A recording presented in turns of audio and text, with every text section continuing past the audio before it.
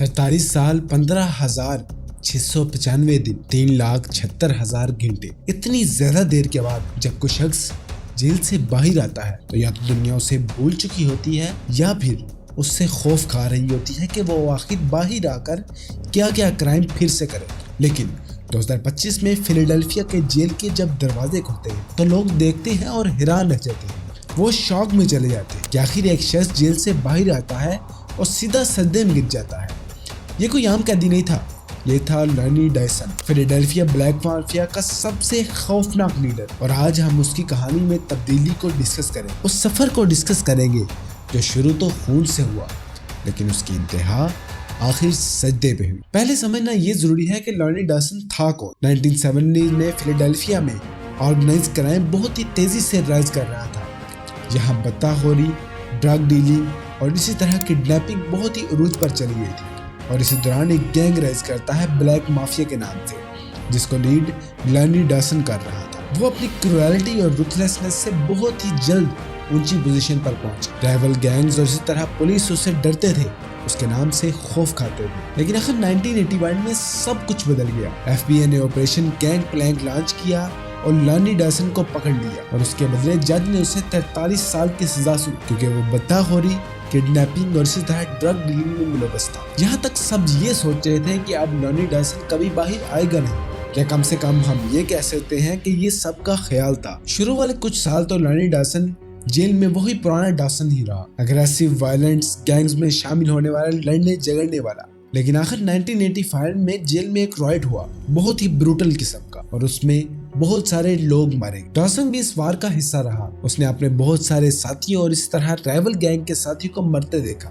उसने अपने हाथ पर खून देखा और आखिर ये वो जगह थी जब डायसन ने रुककर सोचा कि आखिर मैं ये झगड़े किस लिए कर रहा हूँ, ये मुझे फायदा क्या दे और मेरी रेपुटेशन इस दुनिया में क्या बनकर रहे। और उस रात लॉनी डायसन ने बहुत ही ज्यादा सोचा और वो रात लॉनी डायसन के मुताबिक सबसे लंबी रात साबित हुई। उसने इस्लाम कबूल कर लिया। उसने अपना नाम लॉनी डायसन से अब्दुल सलाम रख लिया, यानी कि सलामती देने वाला अल्लाह का बंदा। और ये सिर्फ नाम की तब्दीली नहीं थी, ये आइडेंटिटी की तब्दीली थी, कैरेक्टर की तब्दीली थी। लेकिन जेल में तब्दीली दिखाना और लोगों का यकीन जीतना, ये दो बहुत ही अलग अलग चीजें हैं। अब्दुल सलाम ने अब जेल में कुरान पढ़ना शुरू किया, लोगों को कुरान सिखाना भी शुरू कर दिया, लेकिन लोग इस पर यकीन नहीं कर रहे थे। उनका ख्याल था कि ये जमानत के लिए ड्रामे कर रहा है, और ये नेचुरल भी लगता है क्योंकि जिस शख्स का पास्ट बहुत ही डार्क रहा हो उस पर यकीन कर लेना कि वो बदल गया है बहुत ही मुश्किल काम है। सालों साल यही सिलसिला चलता रहा। 1990s में अब्दुल सलाम ने रिहेबिलिटेशन ज्वाइन किया। इसने बहुत सारी और प्रोग्राम्स में जेल के अंदर ही हिस्सा लेना चाहिए और इंसानियत की खिदमत करना शुरू कर दी। अब 90s के दौर में ही अब्दुल सलाम की जमानत बहुत बार हुई, एक दो बार नहीं बल्कि कई बार। लेकिन हर बार विक्टिम की फैमिलीज ने उसके खिलाफ वोट दिया और कहा कि ये ऐसा शख्स बाहर नहीं आना चाहिए, ये मुल्क की सलामती के लिए बहुत ही बड़ा खतरा है। लेकिन 2019 में पेंसिल्वेनिया में एक नया लॉ पास हुआ, क्रिमिनल रिफॉर्म एक्ट, जिसका मकसद ये था कि जो शख्स 50 साल से ऊपर है और वो अपनी जिंदगी का ज्यादातर हिस्सा जेल में गुजार चुका है तो वो जमानत ले सकता है और जेल से रिहा हो सकता है। लेकिन इसके सुनते ही विक्टिम्स की फैमिली सड़कों पर आ गई और अब अब्दुल सलाम का नाम सड़कों पर गूंजने लगा, उसकी हिमायत में नहीं बल्कि उसके खिलाफ प्रोटेस्ट की सूरत में कि ये शख्स जेल से बाहर कभी नहीं आना चाहिए। लेकिन जब अब्दुल सलाम ने जमानत की अपील की तो इस लॉ के तहत उसकी जमानत की अपील को मान लिया और वह 43 साल बाद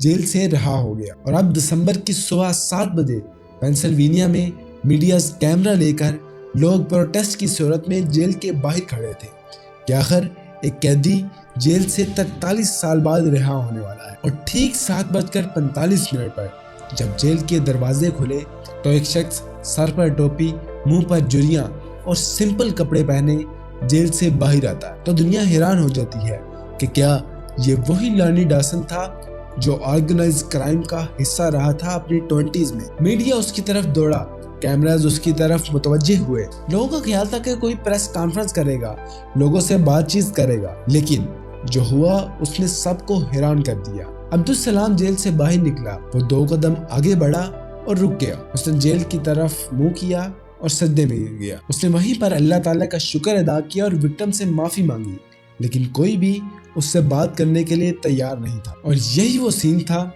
جو سوشل میڈیا پر ہر طرف وائرل ہوا، جس نے لوگوں کو ہلا کر رکھ دیا کہ آخر ایک شخص جو جیل میں داخل ہوتے وقت لانی ڈاسن تھا، ایک خطرناک کریمنل تھا، اور جیل سے باہر نکلتے وقت وہ عبدالسلام اللہ کا بندہ بن، اور آج 2026 میں عبدالسلام آزاد ہے۔ اور عبدالسلام کی کہانی ہمیں یہ بتاتی ہے کہ اگر کسی شخص میں سچائی کی طلب ہو تو چاہے وہ جتنا بھی گر جائے لیکن وہ دوبارہ اٹھ سکتا ہے۔ لانی ڈاسن نے اپنی زندگی میں بہت خون کیا، بہت تباہی مچائی، لیکن آج عبدالسلام اس تباہی کو مٹانے کی کوشش کر رہا ہے۔ امید ہے کہ آپ کو یہ ویڈیو پسند آئی ہوگی۔